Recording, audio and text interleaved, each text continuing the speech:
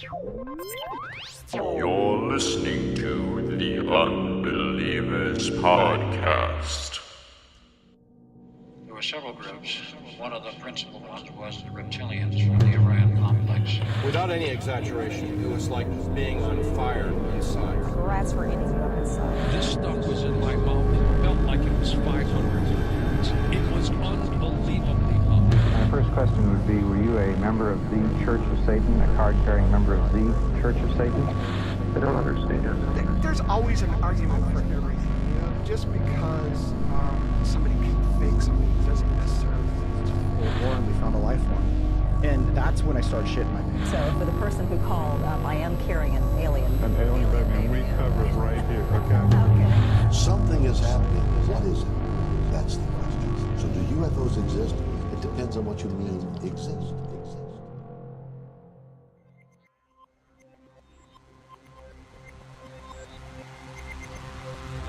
The Great Pyramid of Giza, the Hanging Gardens of Babylon, the Temple of Artemis, the Statue of Zeus at Olympia, the Mausoleum of Halicarnassus, the Colossus of Rhodes, and the Lighthouse of Alexandria. These legendary sites were known for centuries as the 7 Wonders of the World. But there is another.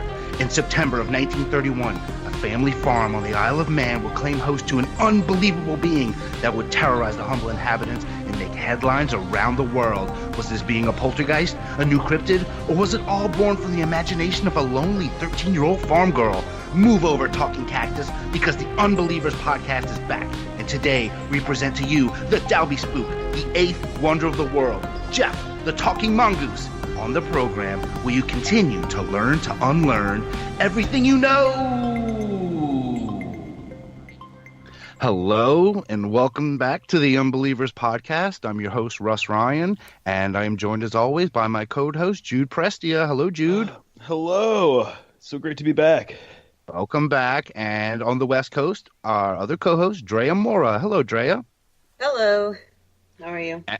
I am excellent. And we are also joined, as always, by our soundboard engineer, Rob Oakey. Hello, Rob. Herbert. What's happening? Hello, Rob. All right. Well, it's great to be back. Welcome back. It's 2019, time for an all-new year, and we are very happy to have Jude back from his trip to Germany. How you doing, man? Fantastic. Still a little worn out, but yeah, man. Wonderful trip. Yeah. Hey, say something in German. Didn't you learn some German? I didn't. I forgot it all. That's how good a time you had. That's good. Yeah, it was crazy because the first day we were there, I was like, oh, right. Can't wait to use all this German I've learned. And I went up to somebody and I said something like, Guten Tag. ein Tisch für zwei, which is like a table for 3. You can't say that. And then immediately the guy's like, okay, table for 3, come this way, please. And everybody just spoke to us in English constantly, everywhere we went. Of course. That's good to know. That's good to know. But Brianna got really good at learning German. She picked it up way quicker than I did, just over there.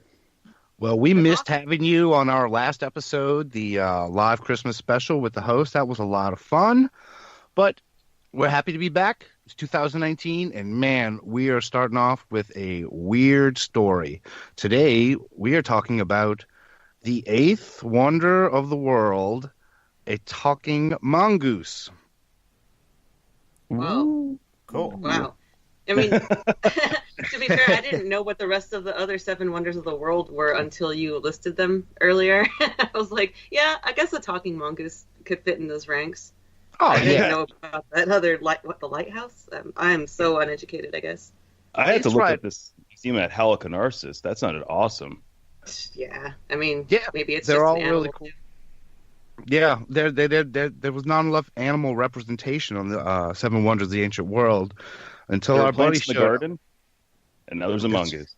That's right. You got a Colossus, you got statues, and now we got this guy. And let's get into it right now. Here we go. Unbelievers Podcast back. The 8th wonder of the world, Gef the Talking Mongoose.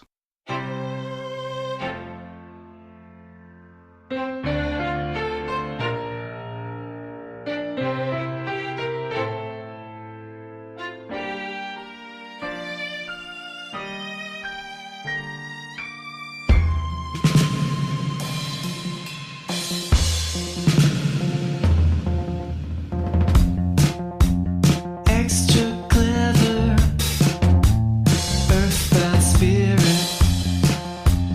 ghost in the form of a mongoose. And I have hands, and I have feet. I'll never die.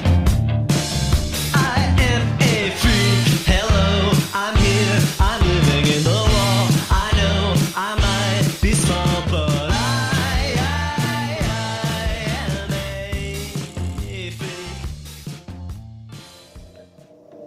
The first thing the Irving family did when they moved into their isolated farm, 800 feet above sea level, was to panel the interior with matchboard to keep out the numerous drafts. The farm was situated on a windswept mountain slope on the Isle of Man off the west coast of England and was reached by a narrow and slippery stone track. It wouldn't have suited most people, but to ex-piano salesman James Irving and his wife Marjorie, it was an ideal haven from the increasingly commercial world in the decade following World War I. They dwelt there peacefully and quietly until the fall of 1931, tending their small flock of sheep and handful of goats and poultry.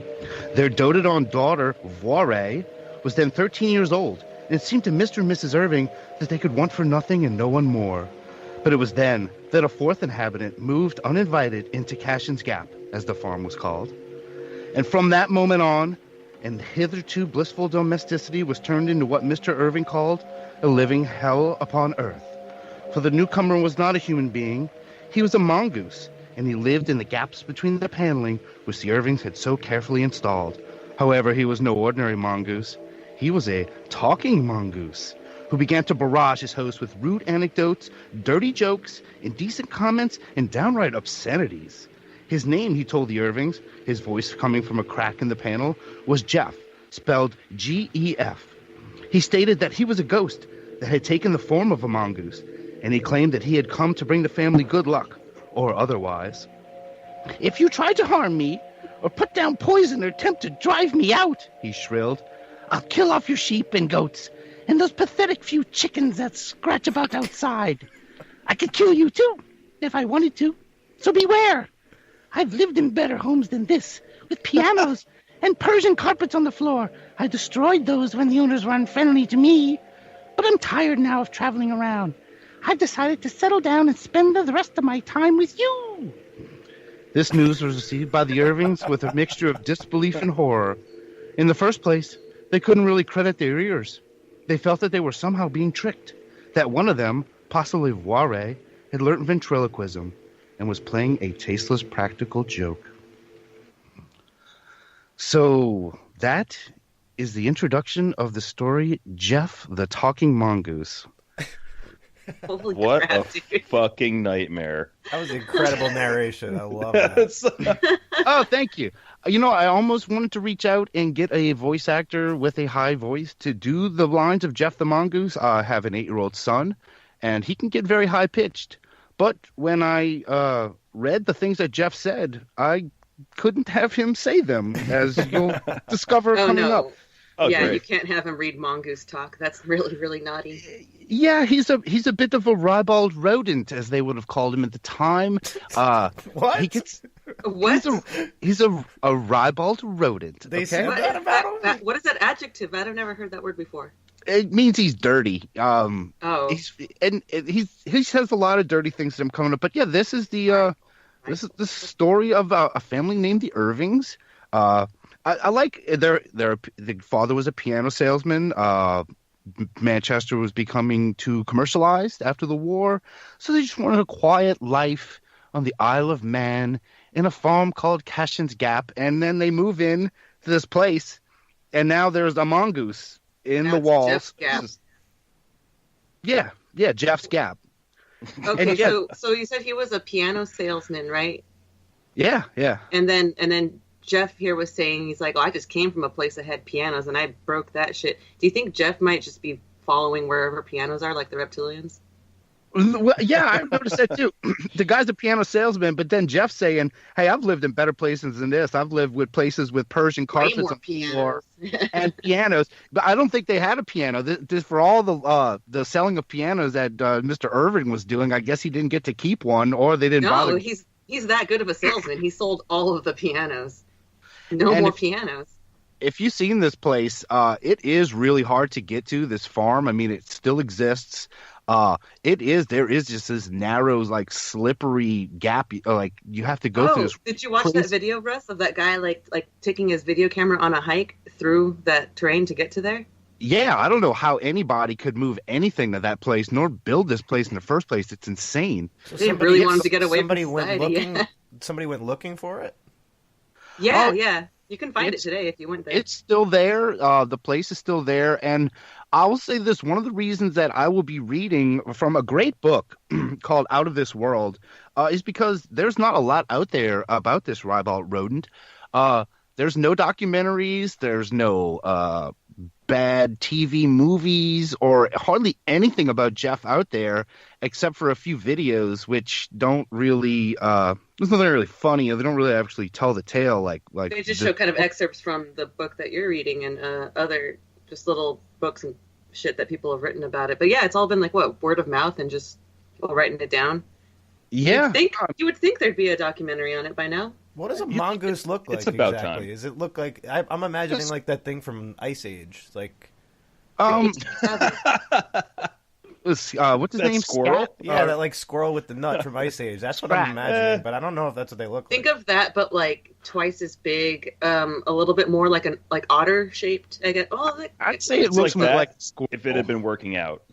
Yeah. I mean, these things kill not cobras? Yeah, they kill snakes. Yeah, cobras. Yeah.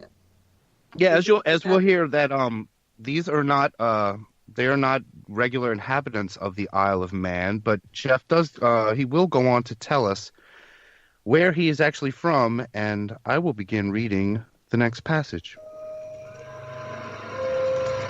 They held a family conference and agreed that if there was a joker in their midst, then he or she must stop the verbal tricks immediately. However, this plan backfired in a noisy and vociferous way. On the one night in the fall of 1931, James Irving and his wife were awakened from their sleep by a series of loud bangs, which seemed to come from the walls. The farmer got up to investigate, and as he did so, pictures on the wall began to swing wildly about, and the floor and ceiling swayed as if in an earthquake. At first, he said later, we thought that an earthquake had struck the island. Then, above the bangs and explosions came Gef's voice. He began by making high-pitched animal noises like an angry rat. Then he began to speak to us, using obscenities and blasphemous language. He said that he was on to us, and that he would never let us rest for doubting his ghostly existence.